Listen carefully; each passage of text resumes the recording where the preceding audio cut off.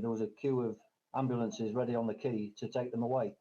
All of the 32 were alive, so we don't know of any. I don't know of any casualties, anybody that's lost a life or anything. And I don't know how many crew there were in total. And we've also been told that there might be another vessel with some more casualties to come. Do we know whether these casualties were plucked from the water or were taken from the vessels? I would think it depends on how there was a fireball, so it just depends on what happened out there, and of course nobody knows. Very few people were there at the time. I would imagine they were taken off the vessel. There would be evacuation procedures on the boat, so all the crew would know what to do and how to get off. But again, who knows what the actual incident was like? And I've seen a couple of the pictures, and it's fairly dramatic. So it looks terrible.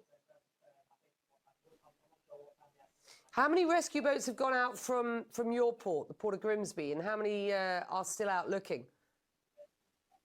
Well, what happens in this circumstance is that immediately there is almost automatically a mayday signal that goes out. So what happens is that all the vessels in the immediate vicinity will go to assist the crew and the vessels and the people on board. So the first vessel that came in was actually a crew transfer vessel for the offshore wind farms. So he wasn't out there. He didn't go to rescue them particularly. He just happened to be there. So he was the first one there. And then they call for the lifeboat. So there's only one lifeboat on the Humber, but one went from the Humber, another one went from Cleethorpes, and another lifeboat went from Bridlington. So lifeboats went, but luckily there were actually 2 or 3 vessels already out there. So some of the injured people, the casualties, were able to get on board and come ashore. Understood. Do you have any more information on exactly what happened or what might have led to this? The only thing I know is that the 2 vessels, the Stena Immaculate and the Solong, the Stena Immaculate was at anchor, which means it was stationary. So it was basically parked out in the North Sea. And the Solong was steaming. So it seems a mystery, really, because all the vessels now have very high sophisticated technical equipment to plot courses and to look at any obstacles or anything they've got to avoid. So the North Sea is actually a very busy stretch of water.